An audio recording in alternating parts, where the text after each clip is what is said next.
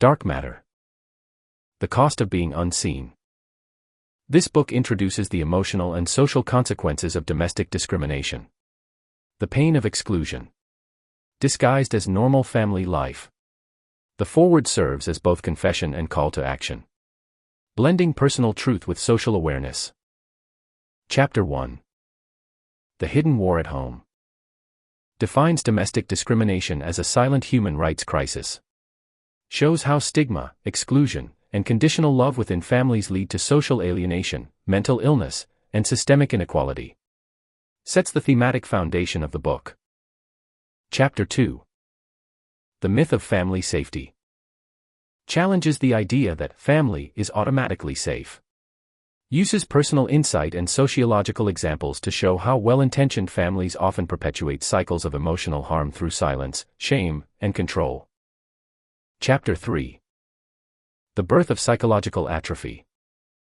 Explores how emotional neglect rewires the brain, leading to what this book refers to as psychological atrophy, a loss of emotional muscle from disuse. Blends neuroscience, psychology, and memoir to make the invisible visible. Chapter 4. The Anatomy of Domestic Discrimination. Dissects the hidden systems of control and punishment that perpetuate exclusion, including double-binding punishment for doing right or wrong. Connects these micro-dynamics to macro-social consequences. Chapter 5. The Science of Disuse. Explains how chronic loneliness and social neglect alter neural structure. Introduces research on neuroplasticity to show how recovery can be scientifically measured and sustained. Chapter 5.1.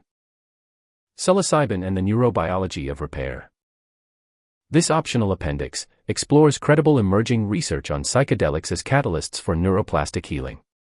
Connects these studies to psychological atrophy as potential tools for emotional reconditioning.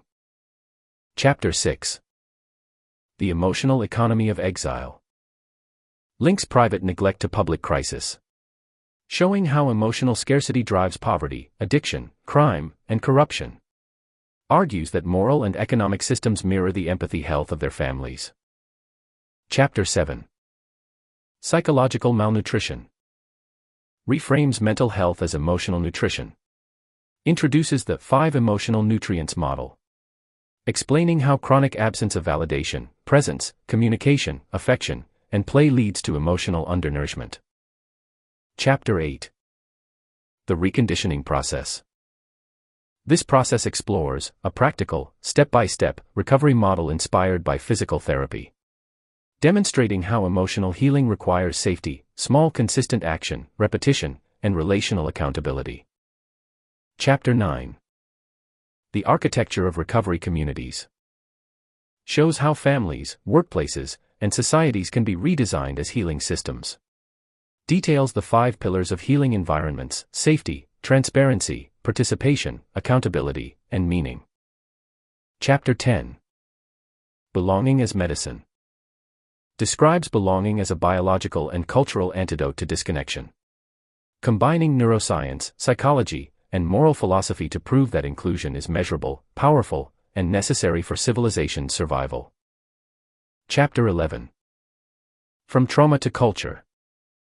Explores how individual recovery becomes generational legacy, demonstrates how storytelling, transparency, and truth-telling turn pain into policy and trauma into culture. Chapter 12. A Future Worth Belonging to. Concludes with a vision of a world where empathy, belonging, and accountability form the infrastructure of justice, economy, and governance. Blends realism with optimism, showing that humanity's next evolution is emotional. Epilogue. Turning the page together. This book closes by addressing the reader directly, inviting families, communities, and institutions to commit to shared reconditioning. Healing is no longer an individual act, it is a civic responsibility. Chapter 1. The Hidden War at Home. The hardest wars are the ones fought in silence. No armies. No flags. No battle cries. Just ordinary families who forget how to love one another safely, and individuals who disappear slowly inside their own homes. I did not realize I was living through such a war until it was too late. For years, I thought something was wrong with me, that the anxiety, the panic attacks, the loneliness were personal failures. I worked harder, talked less, tried to earn acceptance by performing normal. But every time I took a step forward, the ground seemed to shift beneath me. I would improve, stabilize, and then, just as quickly, find support withdrawn. Each success felt punished, each setback felt amplified. It took decades to understand that I was not the only one living this pattern. Across homes, cultures, and generations, people are quietly suffering the same paradox. They crave belonging, but we learn to survive without it.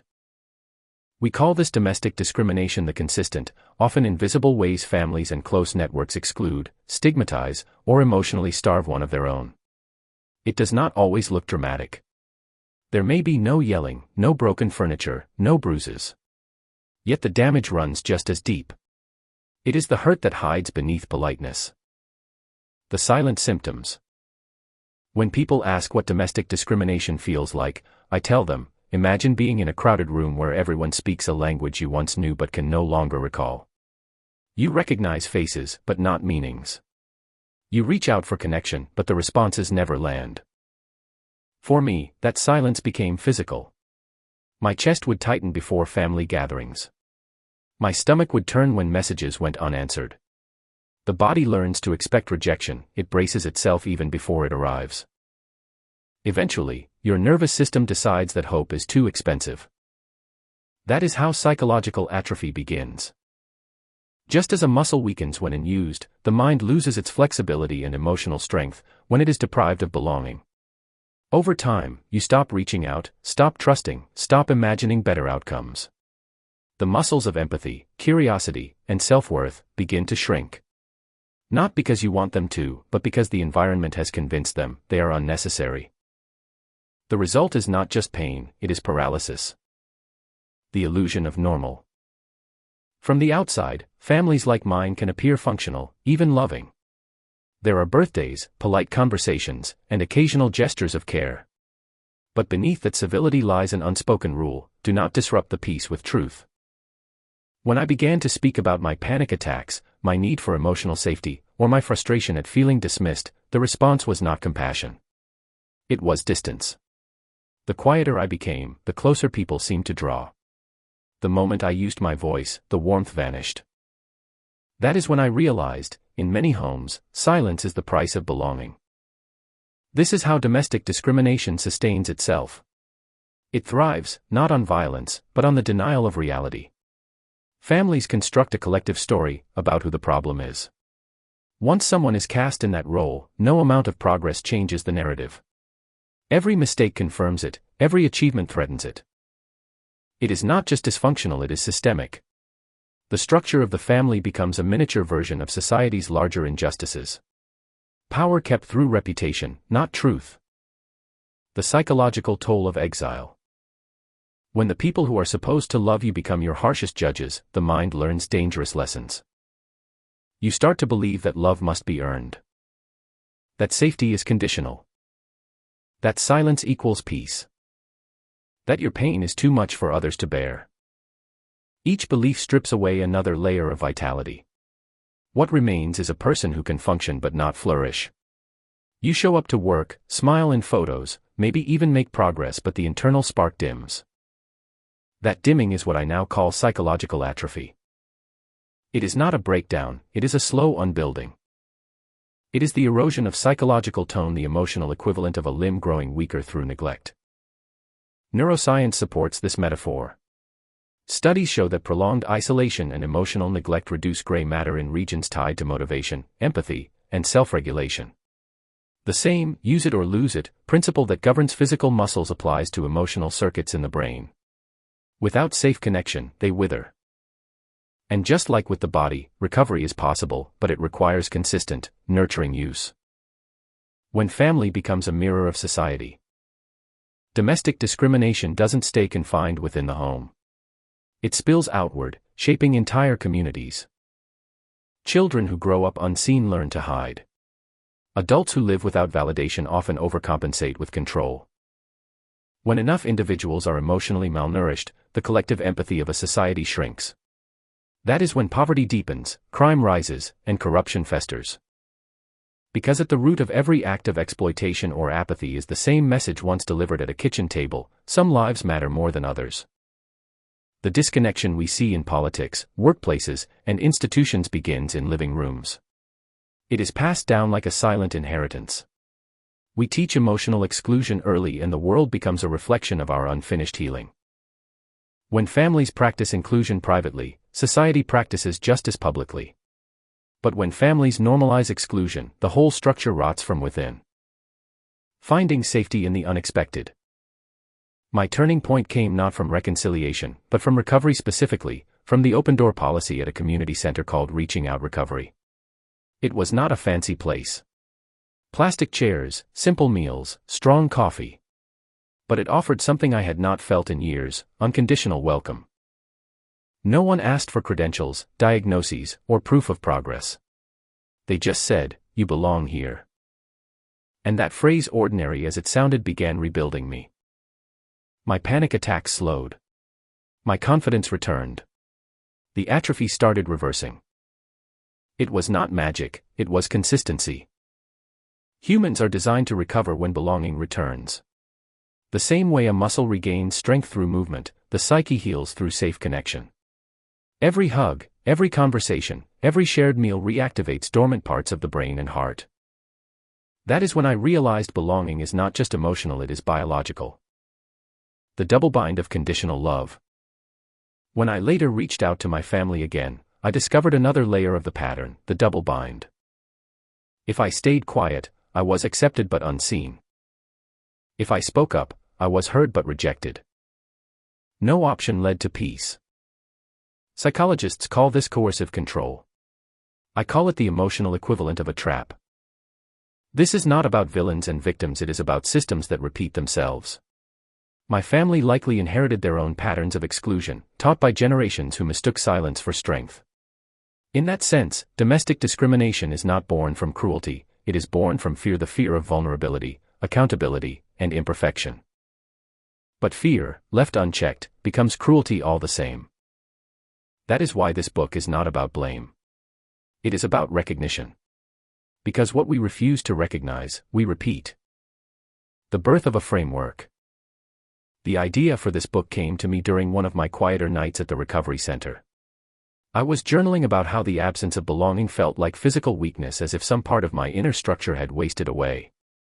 I wrote, "Maybe what I'm feeling is psychological atrophy, the mind losing tone from lack of use." That phrase stuck.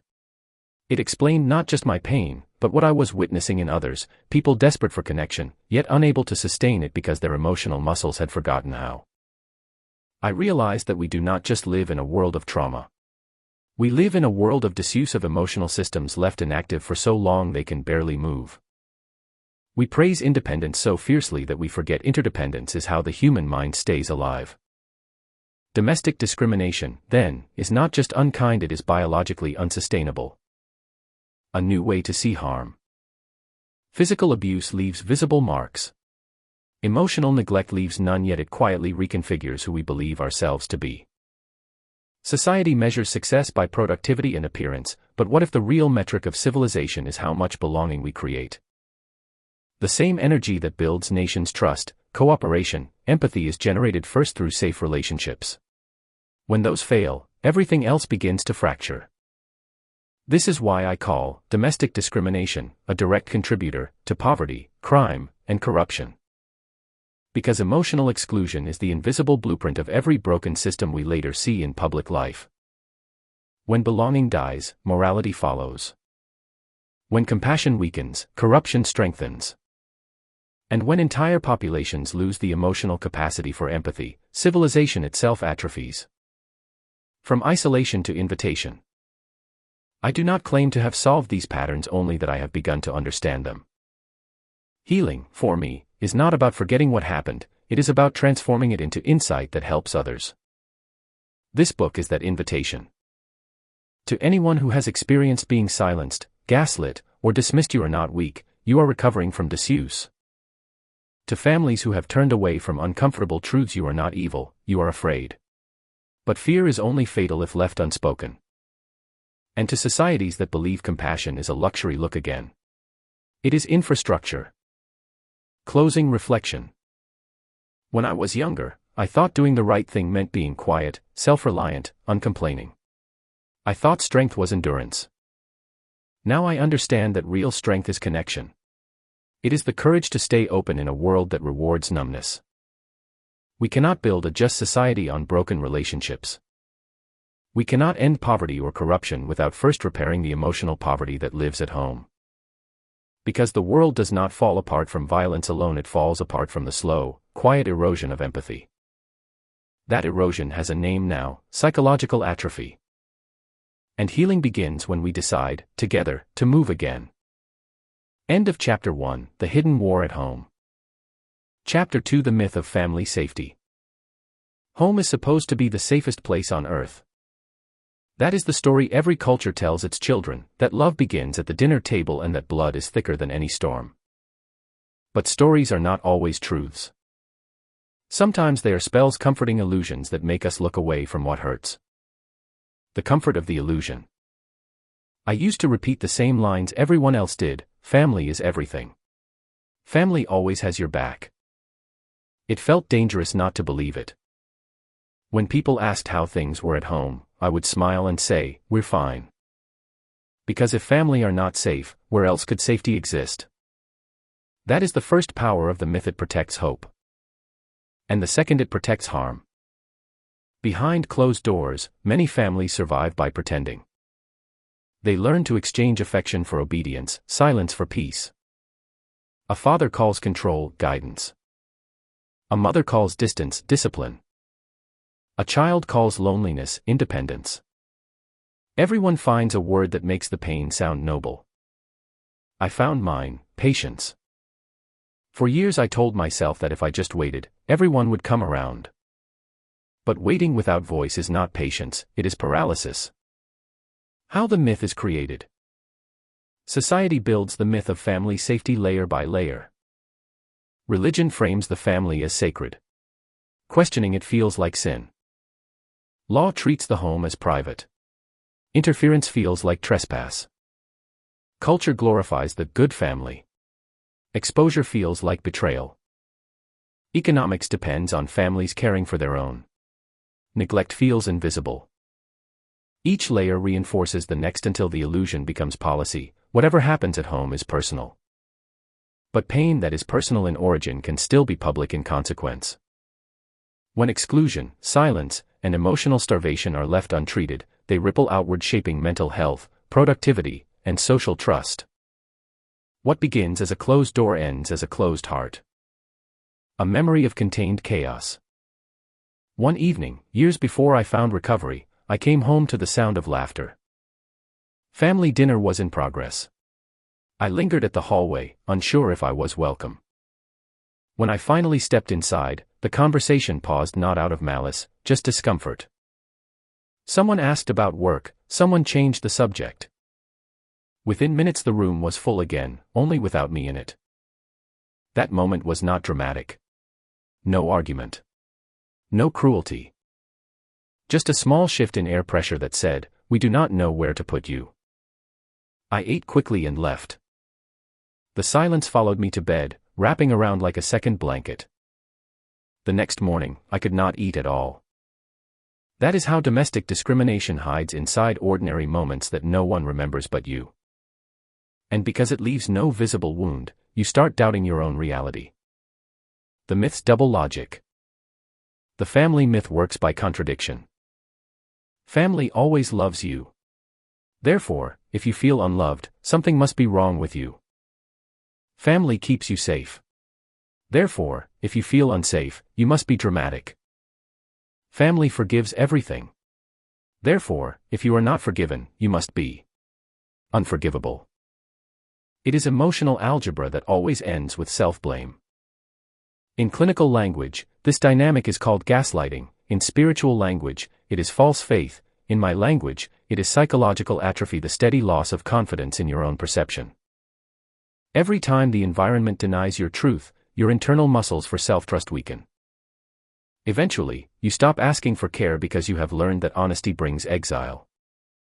Why we protect the myth? People defend the myth for two main reasons: fear and shame. Fear, because dismantling it means facing the fragility of our own memories. Shame, because we would have to admit that love can coexist with neglect. It is easier to call harm normal than to call it real. That is why families, institutions, and even nations cling to denial. It preserves the image of goodness. But the cost of that denial is enormous. Every silence story becomes another case study in psychological atrophy, the quiet draining of human potential. When belonging is conditional, courage disappears. When empathy is punished, conscience withers. And when whole generations grow up confusing love with fear, society loses its moral immune system.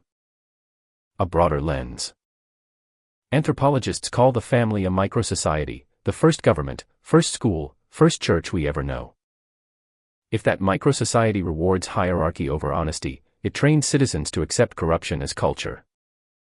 If it rewards silence over compassion, it breeds leaders who confuse control with order.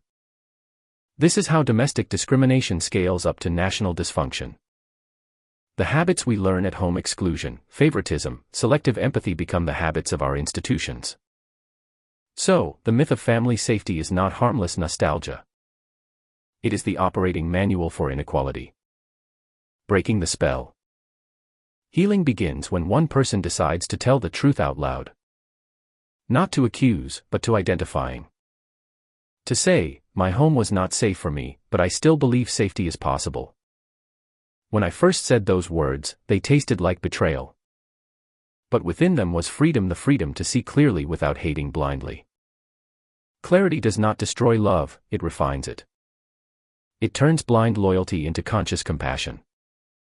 That is what dismantling the myth really means, replacing denial with discernment.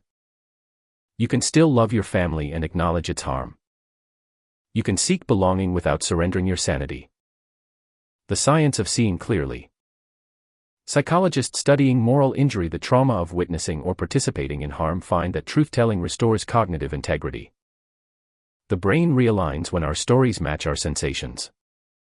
That is why confession, therapy, or even honest conversation can feel physically relieving. The body no longer has to perform contradiction. For survivors of domestic discrimination, this alignment is the first step out of psychological atrophy.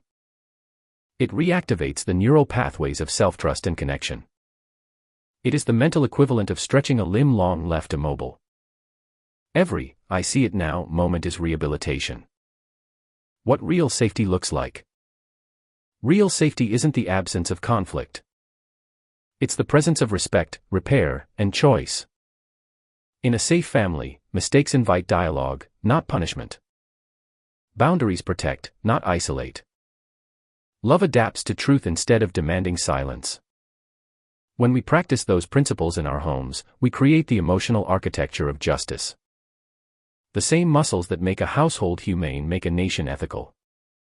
That's the paradox of the myth. Once we admit family isn't automatically safe, we finally have the chance to make it safe for real.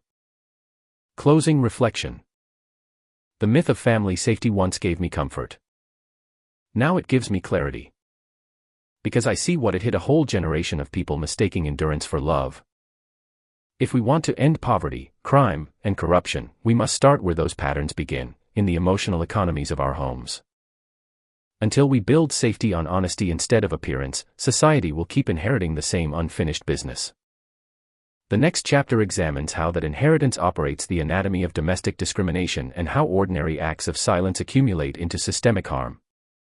Understanding the mechanics of that atrophy is the first step towards stopping it. End of Chapter 2, The Myth of Family Safety. Chapter 3, The Birth of Psychological Atrophy. The first time I wrote the word psychological atrophy, I didn't mean to name a theory. I was trying to name a feeling, that slow, internal weakening that comes when you keep trying to connect but nothing connects back. It was not dramatic. It was quiet. Like watching color fade from a painting you used to love. For years, I had felt something draining from me, not hope exactly, but capacity. The capacity to trust, to reach out, to stay motivated, to imagine. Everything that once came naturally began to feel heavy, like lifting weights underwater. One night, sitting in a recovery room with my coffee cooling beside me, it hit me. This must be what happens to a muscle that's never used, I wrote. And if it happens to the body, maybe it happens to the mind. That was the birth of the idea and eventually, the language that would help me understand what emotional neglect does not just to individuals, but to entire societies. Defining psychological atrophy. Here is how I define it now: weakening. In plain language, it is what happens when the mind stops believing it matters. And like muscle atrophy, it does not occur from a single wound. It happens through disuse, the long, repetitive absence of nourishment and engagement. You do not notice it right away. You just wake up one day realizing you cannot remember the last time you felt joy without permission. From muscle to mind. When a muscle goes unused, its fibers shrink. When a person goes unseen, their confidence does. Neuroscientists call this neural pruning, the brain's tendency to weaken pathways that aren't stimulated. Social psychologists call it learned helplessness. I call it the biology of hopelessness. Research shows that chronic emotional neglect changes brain structures involved in empathy, reward, and regulation. People raised or trapped in emotionally cold environments show reduced gray matter in regions responsible for decision-making and stress resilience. The same pattern appears in adults experiencing long-term isolation, including the elderly, prisoners, and trauma survivors. What I felt as shrinking was literally my nervous system adapting to deprivation. It wasn't weakness, it was survival. My body was conserving energy the way a limb conserves energy after injury by not moving. That realization changed everything for me. Because it meant recovery wasn't about trying harder. It was about retraining what had been dormant. The stages of psychological atrophy. Every person's journey looks different, but the process often follows the same rhythm. Stage. Description. Emotional signature. 1. Deprivation. Repeated absence of validation, listening, or emotional safety. Confusion, loneliness, hypervigilance. 2. Disuse. To survive, the psyche begins to shut down its expressive systems. Emotional numbness, fatigue, detachment. 3. Degeneration. Without consistent relational feedback, self-worth and motivation decline. Apathy, despair, loss of identity. 4. Dependency or despair. The person either collapses inward or clings outward, seeking external proof of value. Panic, overcompensation, addiction. 5. Adaptation or awakening. With belonging and safety restored, new neural and emotional pathways emerge. Relief, growth, re-engagement with life. In short, what disuse breaks, use can rebuild. But it must be safe, steady, and seen. My own descent. When I trace back the beginning of my own psychological atrophy, it didn't start with crisis, it started with subtle exclusions. A phone call not returned. A boundary drawn without context. Moments of silence that were supposed to teach tough love, but instead taught fear. Each instance felt small, but cumulatively, they rewired me. I began to anticipate rejection. I filtered every conversation through survival. Is this safe? Should I say that? Am I too much? That mental overcompensation created exhaustion that no amount of rest could fix. And slowly, my capacity to hope began to collapse. I stopped reaching out not because I wanted distance, but because I couldn't bear the weight of unanswered effort. This is what we misunderstand about emotional withdrawal. People don't isolate because they want to be alone. They isolate because they've learned that reaching out burns. Why this matters beyond the individual. Psychological atrophy doesn't just harm people, it harms society. When a person's inner world shrinks, their ability to contribute, create, and care shrinks with it. A worker struggling with burnout isn't just tired, they're undernourished emotionally. A young adult drifting from goal to goal isn't lazy, they're disconnected. A community divided by fear isn't immoral, it's collectively atrophied. If domestic discrimination is the injury, psychological atrophy is the symptom. And if we scale that injury across millions of families, we begin to understand why poverty, crime, and corruption persist even in wealthy nations. Because the emotional foundation, empathy, trust, belonging, has been quietly collapsing for decades. The science of disuse. Neuroscience provides stunning parallels between physical and psychological degradation.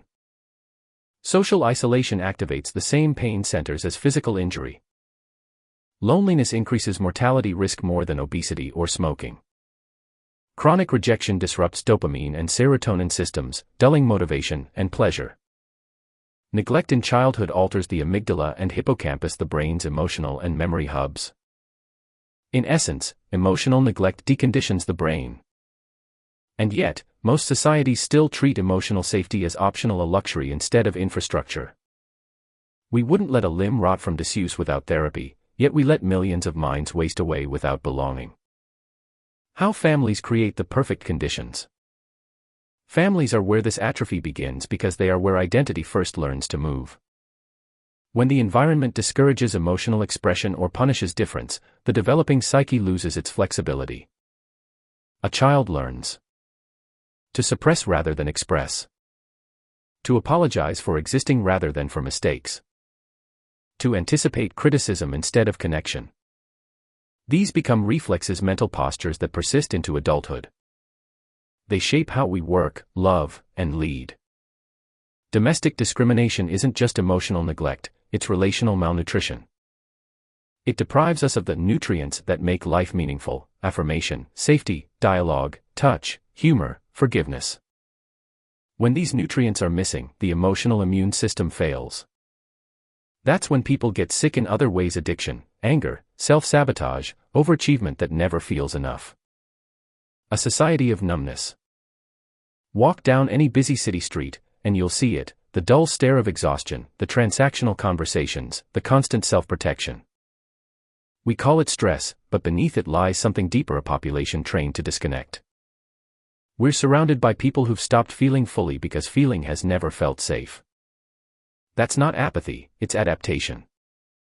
It's why social media addiction thrives: it offers the illusion of engagement without the risk of vulnerability. It's why corruption survives: moral sensitivity dulls when empathy atrophies. And it's why poverty persists: communities can't lift one another when everyone's emotional arms are too weak to reach out. Psychological atrophy isn't an individual diagnosis, it's a collective condition. How healing begins. The good news, and the reason I believe so strongly in recovery, is that the mind, like the body, is plastic. It can rebuild. Even after years of silence, the right kind of relationship reawakens dormant capacities. Healing begins when someone offers consistent, safe connection, not rescue, but recognition. When another person looks at you and says, "I see you. You don't have to perform here." That's the moment the internal muscles twitch again. At first, it's awkward, even painful. Vulnerability after long neglect feels like physical therapy for the soul: uncomfortable but vital. Over time, the mind remembers its strength. That's what happened to me at Reaching Out Recovery. Each conversation, each shared laugh, each honest moment reintroduced motion into my emotional life. My panic lessened not because the world became easier, but because belonging made it survivable. Why naming it matters. Language is medicine. When we name something invisible, we give it shape, and once it has shape, it can be healed. For decades, emotional neglect has been dismissed as soft trauma. By naming its consequence, psychological atrophy, we reposition it as a legitimate, measurable, and preventable form of harm. The phrase bridges science and empathy. It satisfies researchers because it's biologically plausible. It comforts survivors because it acknowledges their fatigue isn't weakness, it's the physics of disuse. Every social movement begins with a new language. This is ours. Closing reflection. If trauma is the wound, then psychological atrophy is the scar tissue, the stiffness that remains when healing has never been allowed to finish. But like all living systems, the psyche is regenerative. The muscles of trust, love, and belonging can be rebuilt. All they need is safety, repetition, and time. The next chapter, The Anatomy of Domestic Discrimination, will explore the specific forces that cause this atrophy to take root, how control, silence, and shame form a self-reinforcing system that keeps individuals weak and families fractured. Because to cure a disease, we first must see its design. End of Chapter 3, The Birth of Psychological Atrophy. Chapter 4. The Anatomy of Domestic Discrimination. Domestic discrimination is rarely dramatic in the moment. It's usually a grammar, a set of small, repeated linguistic and relational rules that shape daily life until the rules become truth. Over years, those rules produce predictable outcomes, an internalized shame, an anxious nervous system, and the slow grinding down of capacities we once took for granted. This chapter maps that grammar. It names the mechanisms I lived through, and watched other people live through. Silence as punishment, conditional love, the double bind, gaslighting, favoritism and marginalization, financial and social control. Intergenerational repetition. Each is ordinary. Each is powerful. Each is part of a system that, left unexamined, creates the very atrophy I described in the last chapter. Example 1. Silence as a weapon.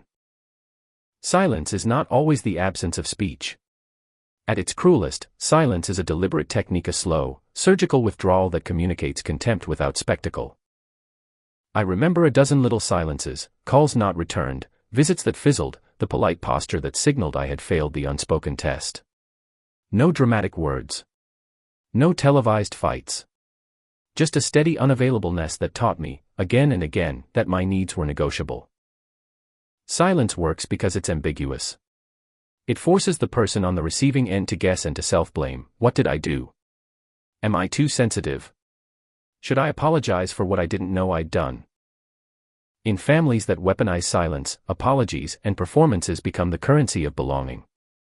The price is emotional labor. The person trying to belong must constantly orient to another's moods, attempting to repair a harm that may never be named. Psychologically, silence undermines trust and saps initiative.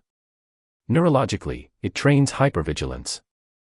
Over years, silence teaches the nervous system that reaching out is risky. It teaches the mind to conserve effort, the first step towards psychological atrophy. 2. Conditional love, the contract of acceptance. Many families express affection but only under terms. This, conditional love, is perhaps the most insidious mechanism because it disguises power as care. You can have our approval if you, is the contract many of us internalize without much fanfare. The conditions vary: silence about certain topics, certain career choices, certain loyalties. Success and achievement may be welcomed as spectacle provided they remain within safe parameters. Too much independence, too much dissent, or too much emotional honesty becomes threatening. I learned to measure my worth by the terms of acceptance. If the family's approval was suspended the moment I pursued my projects or asked for accountability, I began to see affection as a commodity. Conditional love is controlling because it substitutes approval for unconditional belonging. It trains people to perform conformity and conceal vulnerability. When love is conditional, the person who wants to be loved becomes a performer on an invisible stage, always watching for cues, always calculating the cost. 3. The double bind. Damned if you do, and damned if you don't. A double bind is a structural trap. No response is safe. Speak up and you may be punished. Keep quiet and your needs remain unaddressed. Either way, you lose. This is the pattern I lived under for years. When I tried to assert myself, I was branded as unstable or difficult. When I did nothing, I was described as unpresent or ungrateful. The message was constant: there is no route back to safety unless you mirror the family's desire for silence. Double binds are psychologically devastating because they produce learned helplessness. The person learns that any attempt to influence the environment is fruitless or dangerous. The result is withdrawal and self-reassure, another pathway to atrophy. 4. Gaslighting, redefining reality. Gaslighting is a term that's been used widely, sometimes loosely, but its dynamics are specific and corrosive. It involves consistent denial of another person's experience: that never happened, you're overreacting, you remember it wrong. I was told, in different ways and at different times, that my perceptions were unreliable. Events I remembered vividly were reframed as misunderstandings or as symptomatic of my mental health. Over time, those reframings stuck. Doubt crept in. Gaslighting doesn't have to be grand. It's the small, repeated renegotiation of memory and meaning. Its power is that it dislocates your sense of reality. Once that anchor goes, other capacities, confidence, assertiveness, agency atrophy. 5. Favoritism and marginalization in the family hierarchy. Most families have hierarchies. Favoritism in the elevation of certain members and the ongoing marginalization of others becomes a lifelong syllabus about worth. Being the marginal person in a family teaches you that some lives are worth more emotional investment than others. It shapes identity through contrast. You define yourself by what you're not allowed to be. Socially, favoritism teaches children to view relationships as transactional. It normalizes the unequal distribution of care and skews moral imagination. On a societal scale, this is the seedbed for inequality. People learn early that some people are less worthy of compassion and resources. 6. Financial, social, and practical control. Control takes many forms. It can be emotional withholding, but it can also be economic or practical, limiting access to funds, opportunities, or social networks. Families may use money, housing, or social capital to incentivize compliance. Economic control is particularly pernicious because it hits survival systems. The person controlled may feel trapped, dependent on the same system that punishes them. Financial control amplifies psychological atrophy by restricting the means to change one's environment. 7. Shame, blame, and the policing of vulnerability. Shame is a cultural lubricant that keeps the machine running. Shame's job is to make vulnerability expensive. If being open risks ridicule, exile, or being labeled difficult, many will opt for concealment. Shame migrates from the family to the self. You internalize the critical voice and learn to self-police. Vulnerability becomes dangerous. The muscles of trust atrophy because they are not exercised. A culture of shame also isolates survivors. Confession brings the risk of ostracism, and silence brings slow decline. That's the terrible bind. 8. Intergenerational repetition, inherited patterns. Most of the mechanisms above are not unique episodes, they're generational programs. Families inherit relational strategies along with last names. A parent who was taught to retaliate with silence often repeats the same with their children, sometimes unconsciously. Breaking these patterns is harder because they are encoded in narrative and ritual. Who gets honored, how conflict is managed, what topics are taboo. To address domestic discrimination, you must address generational memory. 9. Institutional collusion, when society backs the home. One of the reasons domestic discrimination persists is that institutions often treat the home as a private domain, beyond intervention. Schools, workplaces, and even healthcare systems may normalize family-based exclusion as private problems. This institutional deference creates an ecosystem of invisibility. When agencies default to non-intervention, the family's private harms remain private, leaving the person exposed and unsupported. 10. The feedback loop, atrophy and reinforcement. Perhaps the cruelest feature is how these mechanisms reinforce each other. Silence begets shame, shame begets withdrawal, withdrawal begets marginalization, marginalization begets further silence. The loop tightens, and the person's emotional muscles find fewer opportunities to exercise. At the same time, the family's own narrative is reinforced. They interpret withdrawal as confirmation of pathology. With each misread, the system doubles down. And so, the cycle accelerates. Illustration, a day in the life. Imagine a routine. A text asking about your book goes unanswered for days. When you bring it up, you're told you're pushy. A birthday comes with polite nods but no private call. You're invited to the family dinner but, when you arrive, the conversations steer away from topics you care about. Your achievements are minimized. You leave feeling exhausted and unseen. Now imagine that pattern repeated for months and years. It's not drama that wears you down, it's routine neglect. That accumulation is what reshapes the brain and the heart. What sustains these patterns? Why don't people simply change? Several forces maintain the system. Fear of disruption, change threatens identity and narrative. Cognitive dissonance, it's easier to rationalize harm than to overhaul long-held stories. Social cost, speaking out can mean exile, which makes silence safer. Lack of language, without concepts like psychological atrophy or domestic discrimination, people can't name what's happening. Breaking the system requires all of those things: courage, new language, and new forms of support. A roadmap out. Understanding the anatomy is not an exercise in blame, it's the first step toward repair. If you can name the mechanisms, you can target them. Interrupt silence, create predictable, safe channels of communication. Dismantle conditional love, build relationships where care doesn't depend on performance. Expose the double bind, make rules explicit, refuse impossible choices.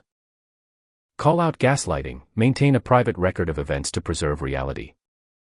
Redress favoritism, affirm those who are marginalized, redistribute care. Remove economic levers, create autonomy where control is financial. Heal generational patterns, use therapy and ritual to rewrite narratives. Institutional support, advocate for systems that treat emotional neglect as a public health issue. Closing thought. Anatomy is a map, not a verdict. The anatomy of domestic discrimination shows where the body is weak and therefore where healing work must focus. Naming the mechanisms does not condemn families to permanent fracture, it gives them the vocabulary to change. In the next chapter, we will examine the science behind these mechanisms, how the brain adapts, what neuroplasticity can do for recovery, and what public health research tells us about scaling solutions. Knowing the machinery is only useful if we learn to run it in reverse. Yes, there is credible research emerging around psilocybin and neuroplasticity/healing neuroscience, though much is still early, preliminary, or in controlled settings. We can develop a chapter or section linking psilocybin to your framework of psychological atrophy and recovery. Below is a draft for that chapter/section. Chapter 5. The Science of Disuse. When a person stops moving, the body begins to change. Muscles thin. Reflexes slow. The heart adapts to a smaller rhythm. It's not punishment. It's biology. The body, always efficient, rewires itself to match its environment. What most people don't realize is that the mind does the same thing. When emotional life goes unused, the brain trims away the circuits that sustain hope, curiosity, empathy, and motivation. That's not metaphor. It's neuroscience. And it's the core of what I call the science of disuse. How the brain learns to shrink. The human brain is an economy of effort. At birth, it overproduces synaptic connections. Millions more than it needs, and then begins a lifelong process of use it or lose it. The circuits we